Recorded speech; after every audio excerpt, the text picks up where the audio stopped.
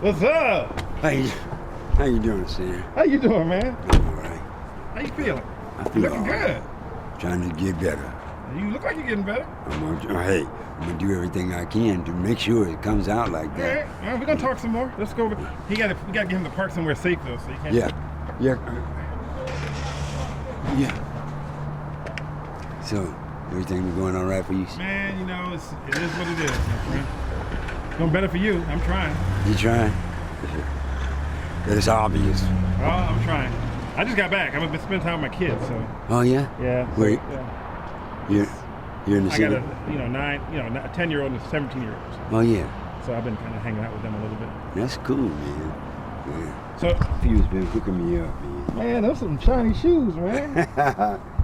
It's a lot better than my boots. Man, all you gotta do is get that beard shade off a little bit. Get it off a little bit? Yeah, get it off a little bit. Make.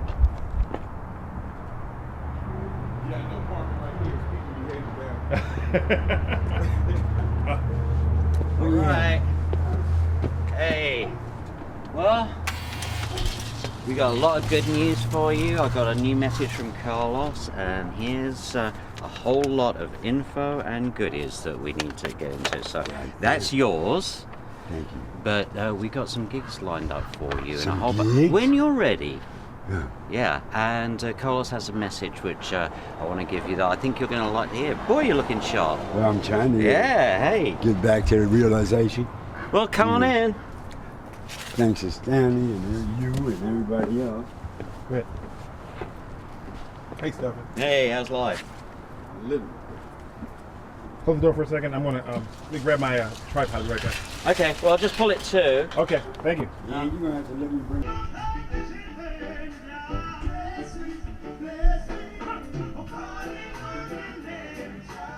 Is this Okay. a local band?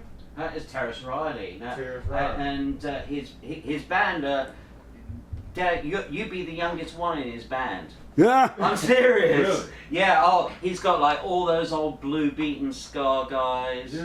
Yeah. Are you sure? Can we sit in? I don't know Yeah, that's about fine. it. I mean, this is the shot I have right now, so you can take a look. Mm. I'm just having.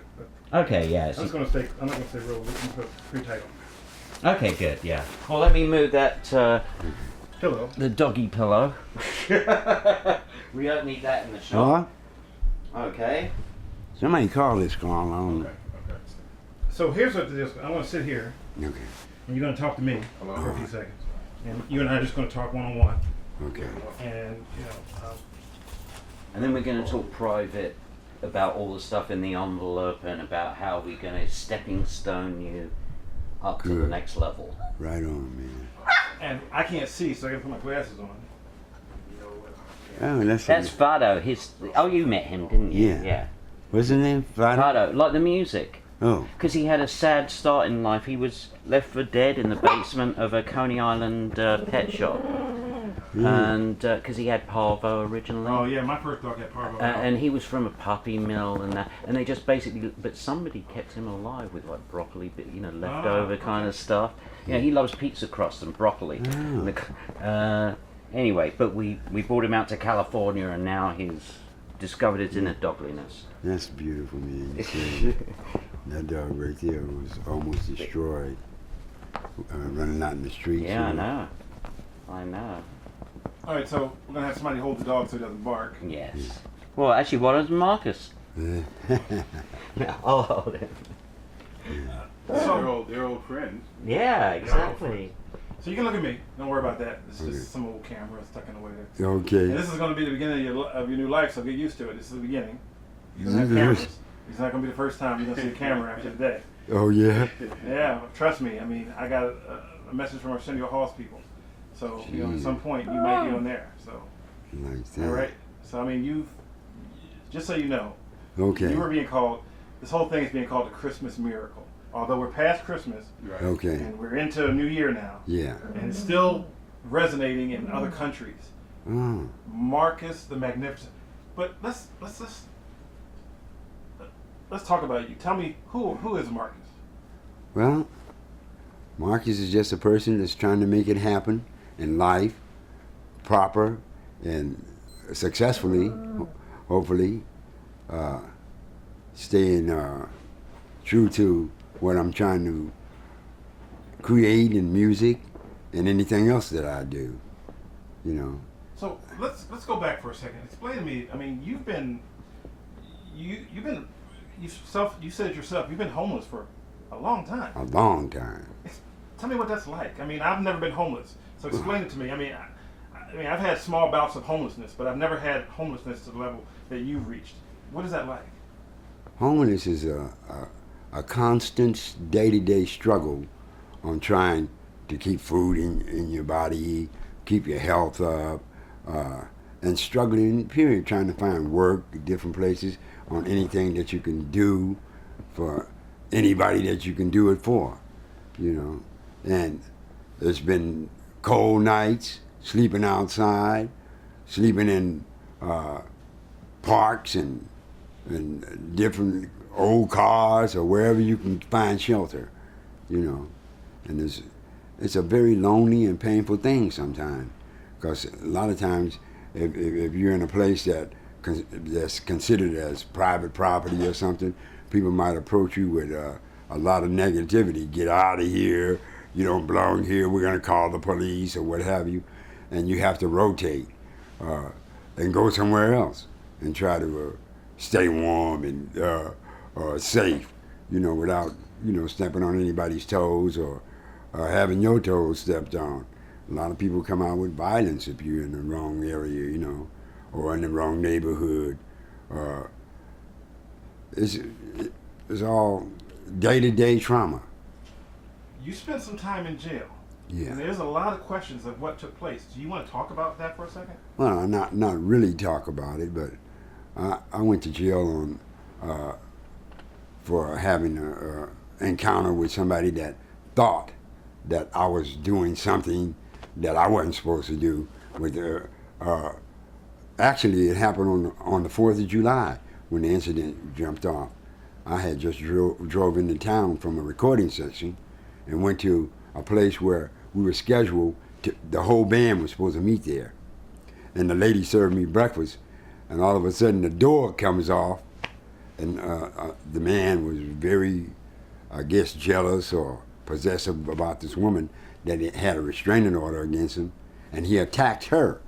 He was brutalizing her so bad that I couldn't take it anymore. And so when I intervened, he turned on me and attacked me. And all I did was try to defend myself the best I could. But the man was a professional wrestler and all this stuff. And he almost killed me. But I was able to handle myself pretty well. And it turned into a terrible situation. Wow. Yeah. So fast forward to now, the day you and I met. And this was a day, I guess, as you could say, put in infamy, I guess, if we want to reach out and grab a word. Yeah. And, I mean, the odds that you being at that spot and me being there at the exact same time, what goes through your mind? Do you relive that moment? Constantly, I relive that moment. And I thank God that you were there and I was there at the same time, like you said. And to me, it was a miracle. It was a miracle. Because it's bringing about a change in my life and giving me new hope from all the separation and pain and struggling and just sadness and day-to-day basis for years and years and years.